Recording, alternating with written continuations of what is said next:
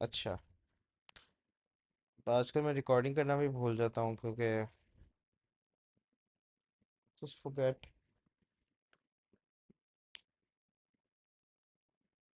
Assignment करनी है हमने। असाइनमेंट किस साथ थी? अगर this not equal to other तो अदर के सारे कंटेंट्स को दिस में ट्रांसफर करना है, तो दिस का एक्स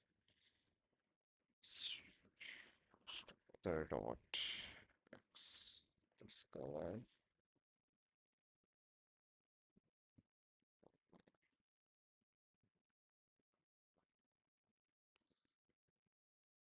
रिटर्न स्टैटिक।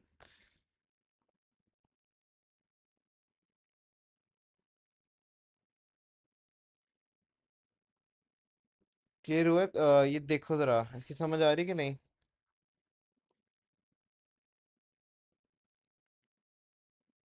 अंदेश, हाँ। इसकी समझ आ रही थोड़ी थोड़ी? ये ऑपरेटर है असाइनमेंट का, ठीक है? असाइनमेंट ठीक का है। ऑपरेटर है। और इसमें जो इम्पोर्टेंट फीचर्स हैं उसके ये है कि यहाँ पे ये देखो एम स्टैंड लगा हुआ है, ठीक है? ये बहुत इंपॉर्टेंट है। वेक्टर के साथ एम स्टैंड इसमें डालना बहुत ज़रूरी है, ठीक है? क्यों ज़रूरी है बताता हूँ, वो भी बताता हूँ। यहाँ पे ये वाली चीज़ भी ज़रूरी है और ये वाली चीज़ भी ज़रूरी है। ये मतलब दोनों साथ ही होती हैं हमेशा, ऑलमोस्ट हमेशा साथ होती हैं दोनों। मुझे और समझ आ गया क्यों जरूरी है, आपको बताया था थोड़ा हाँ, बहुत। ये मैंने बताया था कि If this is not नहीं, लेकिन इसके correct, that इसके अलावा भी ज़रूरी है, इस सिचुएशन में बहुत ज़रूरी है। इस सिचुएशन में क्यों ज़रूरी है आपको आइडिया है? सिचुएशन में मस्ट है, वैसे ऑप्शनल था। समझ आ रही है? इस सिचुएशन में इट्स अ रिक्वायरमेंट। कांस्टेंट है क्या? ताकि वो चेंज ना हो, वेक्टर चेंज ना हो, अपनी वैल्यू ना चेंज कर लो। नहीं, सिर्फ ये रीज़न नहीं है। यहाँ पे हम कॉपी प्रिवेंशन करेंगे, कॉपी दोबारा ना बने। अगर कॉपी बन जाएगी इस पॉइंट पे तो क्या होगा आपके ख्याल में? वो दोबारा एक असाइनमेंट ऑपरेटर कॉल कर देगा इस सिचुएशन में। समझ आ रही है? It will call an assignment operator again. अगर मैं इसको इस तरह कर दूं ना, तो मैंने आपको बताया हुआ है कि तीन जगहों पे बनती है कॉपी: रिटर्न पे, ठीक है, असाइनमेंट पे, और जब आप एज एन आर्ग्यूमेंट पास कर रहे होते हो। अगर मैं सिंपल इस तरह से कर दूं, सही है? यहाँ पे जब कॉपी क्रिएट होने लगेगी तो वो एक और असाइनमेंट ऑपरेटर को कॉल करेगा, ओके? और वो फिर आगे से एक और असाइनमेंट ऑपरेटर को कॉल करेगा, and it's gonna be an infinite loop कि आपका असाइनमेंट ऑपरेटर ही खराब है। इसलिए ये वो दोनों असाइनमेंट ऑपरेटर क्यों कॉल करेगा? असाइनमेंट ऑपरेटर को ही कॉल जाती है जब भी आपने कॉपी क्रिएट करनी होती है। अच्छा। समझ आई? इन्फिनिट कॉल्स चली जाएंगे तो डेडलॉक हो जाएगा। वो क्रैश कर देगा प्रोग्राम। समझ आई?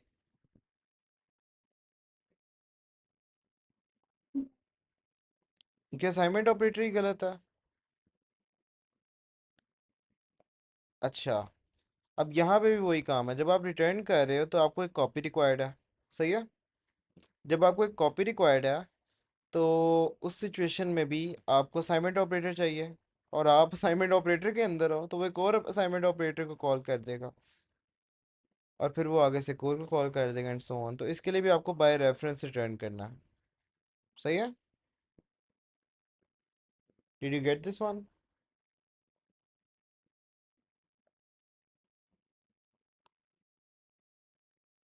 अंदेश बताओ। हाँ। सही है, बेस्ट रख। अच्छा, ये हमने क्यों किया?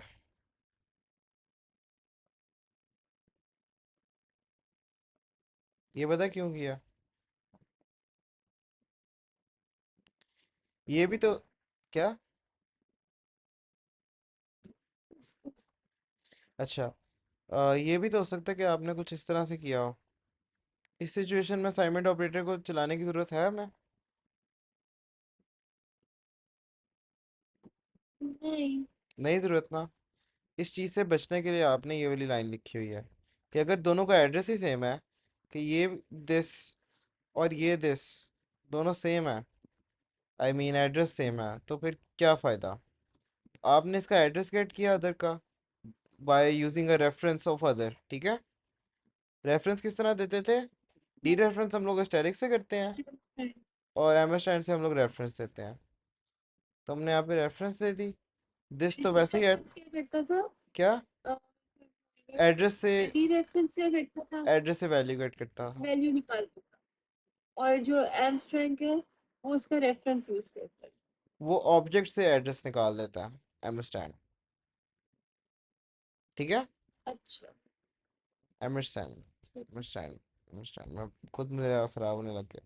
अच्छा, दिस, दिस जो है ये भी एड्रेस है, ठीक है। अगर ये दोनों एड्रेस सेम है तो मतलब कि वो ऑब्जेक्ट ही सेम है, तो उसमें उस केस में हमें ये करने की ज़रूरत नहीं है, ठीक है।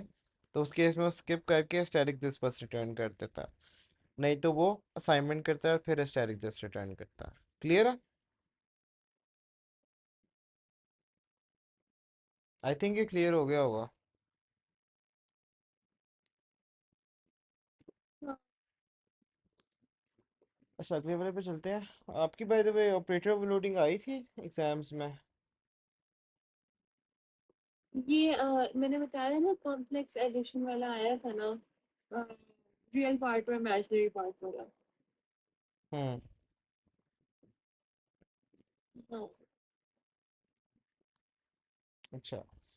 अच्छा, अब ये वाला देख लेते हैं, पोस्ट और प्री इंक्रीमेंट ऑपरेटर्स।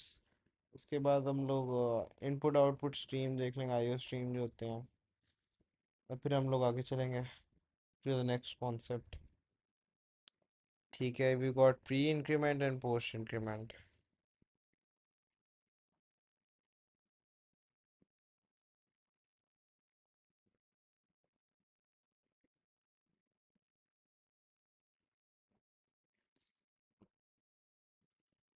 अच्छा, इसके लिए हमें,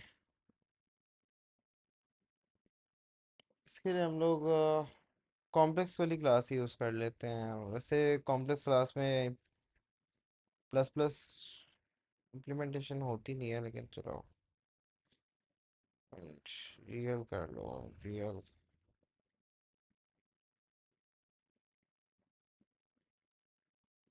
ठीक है। और सब कुछ पब्लिक कर रहा हूँ मैं अभी के लिए। उसके बाद हम लोग कॉम्प्लेक्स का स्ट्रक्चर बनाते हैं। Int real parameter, int imaginary parameter, real, real parameter, imaginary parameter, और उसके बाद क्लोज हो गया। अब हमारे पास है प्लस प्लस। पोस्ट है कि प्री है, ये भी आपको पता होना चाहिए। तो जब मैं बात करता हूँ खाली इसकी इस तरह से,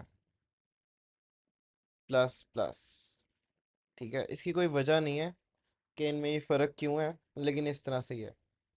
ये जो सिग्नेचर है ना ये वाला, ठीक है, ये होता है प्री इंक्रीमेंट का, ठीक है। कमेंट से सच तो नहीं होता सही,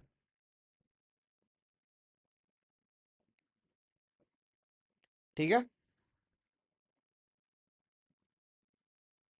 समझ आ रही कि नहीं? ये सिग्नेचर प्री इंक्रीमेंट का होता है, ये बताता है कि बेसिकली मैं प्री इंक्रीमेंट ऑपरेटर हूँ। मतलब कि प्री इंक्रीमेंट होता है इसमें प्लस प्लस पहले आता है, समझ आ रही है। और फिर ऑब्जेक्ट आता है, जैसे ऑब्जेक्ट आ गया, कोई भी ऑब्जेक्ट आ गया, जैसे C1 आ गया, कॉम्प्लेक्स वन आ गया, सही है। इनका पता है ना प्लस प्लस, ये वाले प्लस प्लस जो होते हैं, हाँ। बहुत सिंपल जी। कॉन्सेप्ट है, हाँ। ओके, सो अब मैंने किया प्लस प्लस, इसमें प्लस प्लस नहीं करना चाहिए हमें, मतलब करना तो कर लूँ कि इंटीजर्स के लिए ये अवेलेबल है, सही है। रियल कंफ्यूजिंग हो जाता है, लेकिन चलो इसका सवाल पूछता हूँ आपसे।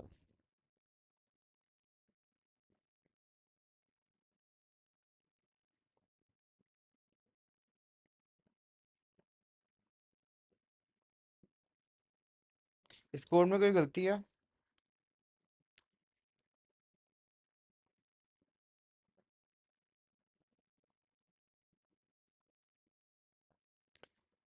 बताओ अगर कोई गलती लग रही। नहीं, क्या गलती लग रही?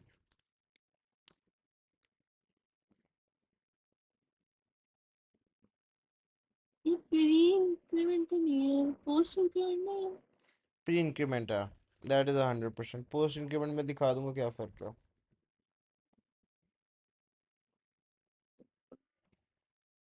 उसके अलावा बताओ कोई गलती है इसमें?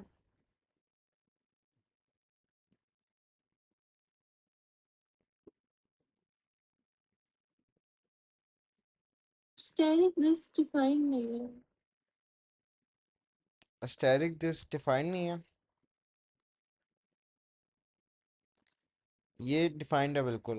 हाँ, स्टैटिक डिफाइंड दिस बिल्कुल डिफाइंड है। हर केस में डिफाइंड होता है। क्या? है। आरपी और आईपी की वैल्यू जो है वो स्टैटिक दिस है। किसकी वैल्यू?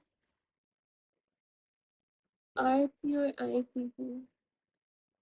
यार ये ऑब्जेक्ट है। यहाँ दिस जो है वो ऑब्जेक्ट को देख रहा होता है, जैसे C1 हो गया ऑब्जेक्ट, जिसमें C1 को मैंने किया प्लस प्लस C1। ठीक है। अब यहाँ पे जो C1 को देख रहा है वो आपका दिस है। जब हम स्टैटिक दिस करते हैं तो हमें C1 ही मिल जाता है। ठीक है। इसके लिए हमें कोई ऑपरेटर्स वगैरह की ज़रूरत नहीं पड़ती। This built in to get to the value from the address. सही है। से तो ये ठीक है कोड आपके ख्याल में? क्या? बहुत सही है। अच्छा, यहाँ पे मुझे लगा था कि आपको रियल और इमेजिनरी में थोड़ी बहुत कन्फ्यूजन होगी। ये दोनों इंटीजर्स हैं, मैं फिर भी बता रहा हूँ। ये दोनों इंटीजर्स हैं, इसलिए इनके लिए प्री इंक्रीमेंट पहले से ही बिल्ट इन है। ठीक है। तो क्योंकि इंटीजर्स हैं तो हम लोगों ने इनके लिए separately plus plus real plus plus imaginary कर दिया, और फिर हमने ऑब्जेक्ट रिटर्न कर दिया। आपने इसको आ, कुछ इस तरह से भी करना था तो आप कर सकती हो कि आप कुछ इस तरह से लिख लो।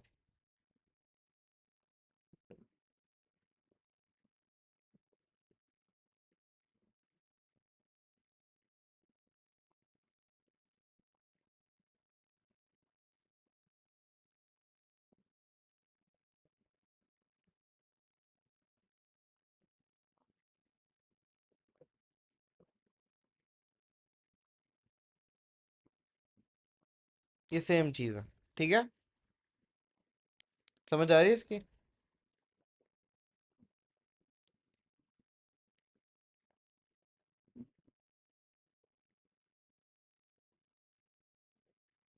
और ये भी वर्क करता है। This code is completely correct for pre increment.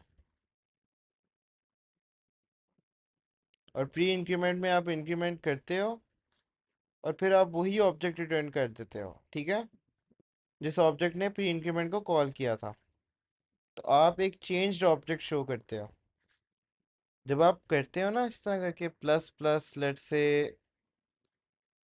ए करते हो, और ए की वैल्यू थी लेट से 5 थी, एक इंटीजर की बात कर रहा हूँ मैं यहाँ पे। ठीक है। इंट ए इक्वल्स टू 5, और मैंने किया प्लस प्लस आई। इस सिचुएशन में मैं कहीं ये वैल्यू डाल देता हूँ, लेट से मैं इसको बी में डाल देता हूँ, तो मुझे 6 मिलेगा कि 5 मिलेगा आपके ख्याल में? बताओ। 6। 6 मिलेगा, करेक्ट। और अगर मैं यहाँ पे इस तरह करके कर रहा होता, इसको मैं रिमूव कर देता हूँ और मैं इस तरह के कर देता हूँ, तो मुझे 6 मिलेगा कि 5 मिलेगा?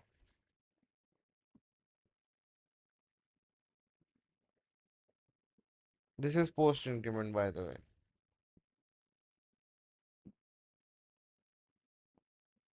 Will get a 5।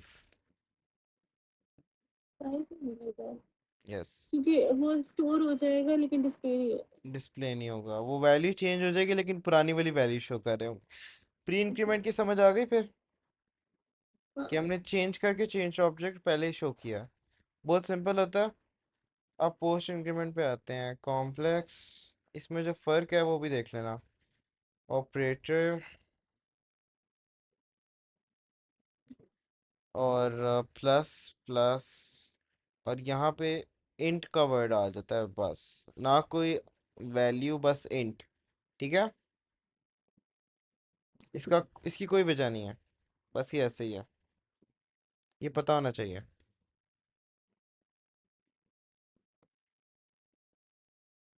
बेसिकली ये रट्टा है। ठीक है।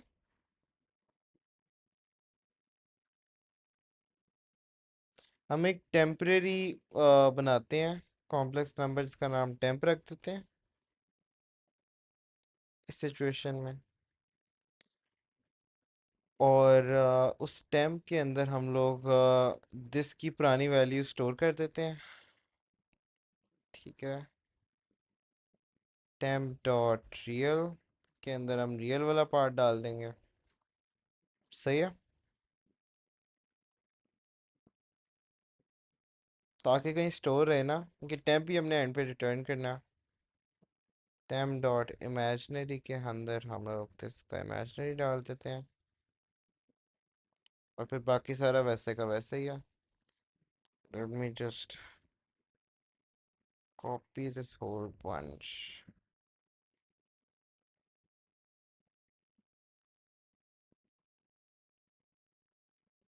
यार चलो, कट तो हो गया, पर किसको पड़ता। ब्रेक करना। क्यों, क्या हुआ? सोई नहीं थी। आप सो जाओगी और फिर बहुत खराब हो जाएगा काम। 15 मिनट्स में बस चाय पी के उठ जाऊंगी। और अगर आप ना उठी तो?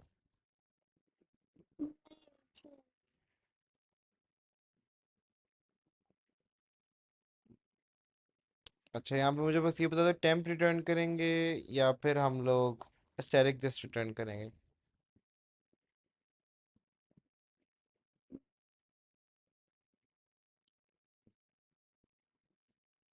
पोस्ट इंक्रीमेंट है।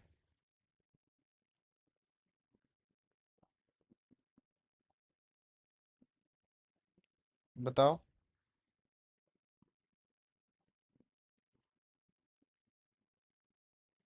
अंदेश।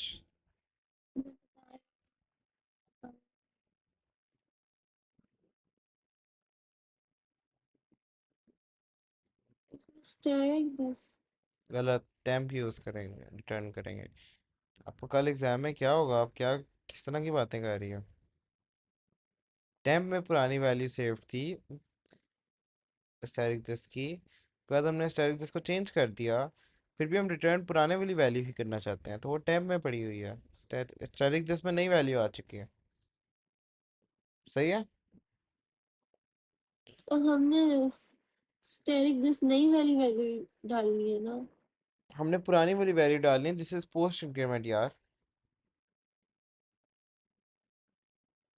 पुरानी वाली वैल्यू क्यों डालनी है। आपने एग्जाम्पल नहीं देखी थी?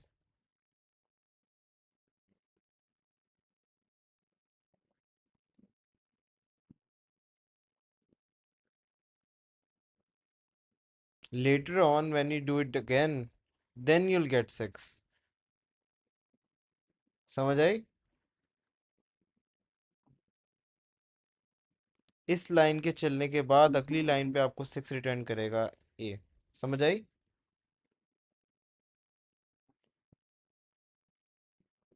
That's how post increment works.